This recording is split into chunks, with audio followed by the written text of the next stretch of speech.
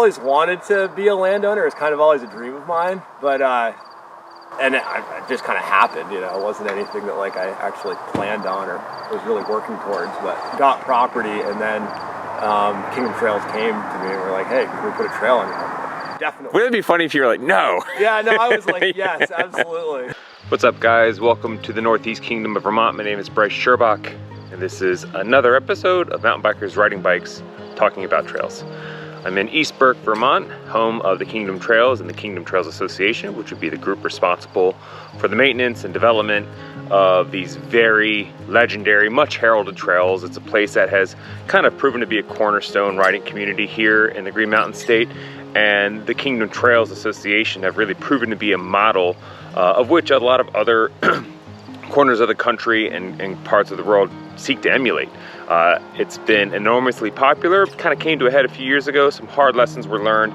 There are over 100 private landowners who allow for land easement to have trails on their property. That's the vast majority of the trails are on private property here. So it's a really unique model.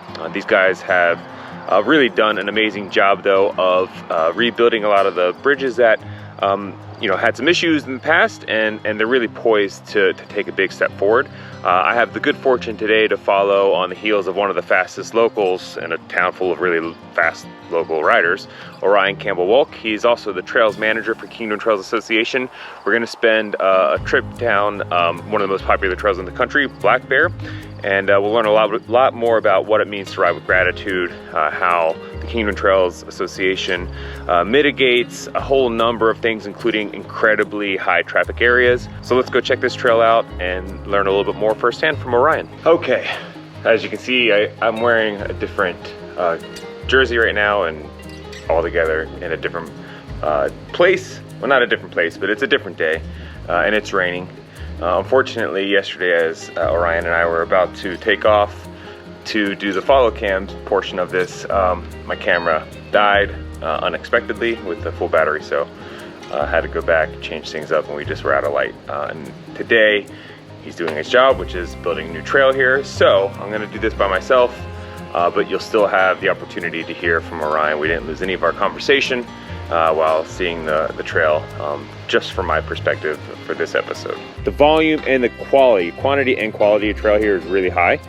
Like, what's that mean for you guys? Like, what's the workload like? Well, so when we, so the winter season just shuts down usually around the beginning of April, generally speaking. I mean, it depends, really. Depends on the winter. With the weather and the snowpack and the temps.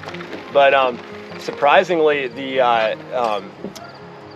snow melts pretty quickly usually, and then we actually get the opportunity to get out and start clearing blowdowns. Like, the ground's maybe still a little frozen here and there, but you can start clearing blowdowns. And also this spring we really took advantage of working on the lowest part of the green Kitchell, the original Kitchell berms.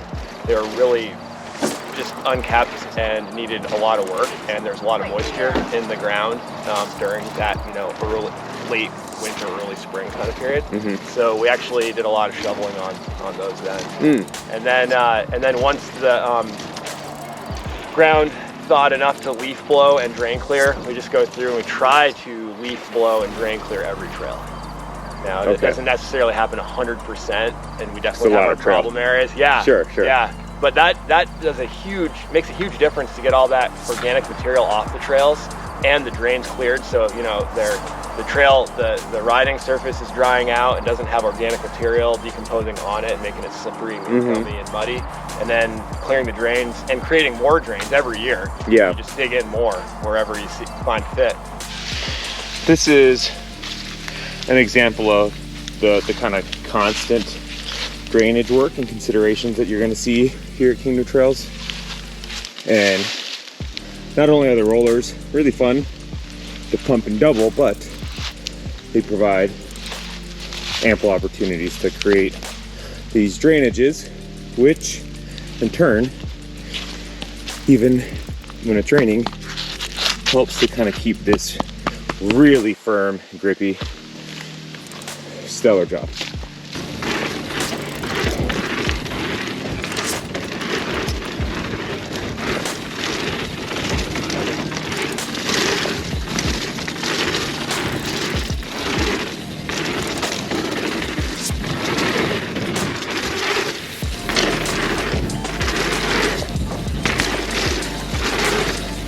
there was a time before I was involved with Kingdom Trails that I was working in East Burke Sports. Yeah.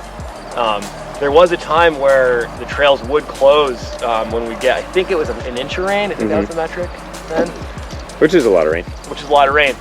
And the trails weren't as drained as well as they are now. Yeah. I mean, and there were more problem areas. I mean, not to say there aren't still, but it came to the point where it was like closing the trails just on any random day that it rained a lot during the summer really foiled a lot of people's plans. And a lot of people aren't going to go riding in the pouring rain. Right. Some people have like picked this place to go ride on this day. Yes. And yeah, man, they got their vacation plan, you know what I mean? Like, yeah.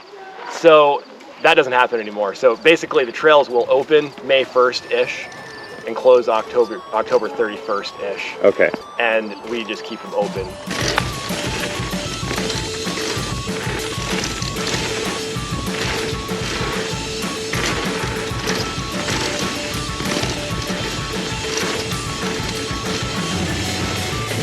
We lost trails on Darling Hill, and then also some key connectors on White School Trail and Flower Brook Trail. So like we lost a big, like kind of the core part of Darling Hill. Yeah, the three keys, right? Yeah, that tied the whole north and south end of Darling Hill together. Yep. And then we also lost the key connector on White School just to make a loop, you know, on the White School area, especially for like a beginner. Yeah. And then also the Flower Brook Trail that connects here to the east. Yeah. Yeah, so that awareness factor has just become real key for you guys. And you know, I think that for the most part, it's getting through to people. Yeah. We were working with a landowner just recently on his property on Wares Davis, the trail, and he actually brought it up just out of the blue to how he thought Kingdom Trails had done a really good job at educating people. He doesn't see any litter on his property. People just keep moving through and are friendly and chatty, and sometimes he'll like hang out and chat with people on the side of the trail when he's out working in his woods. Coming in with the Ride with Gratitude educational element now, like what does that mean for you guys? Well, so what it means just in general is just to like, you know, treat everybody with respect and how you'd want to be treated, and also to be aware that you are riding on over 100 different people's properties. Yeah. They have opened up to our use at really no personal gain. Right. I mean, other than they want to support the system, the local economy, and might use the trails themselves. But there's no like, you know, financial gain for it or anything. It's just really just opening your land and just sharing.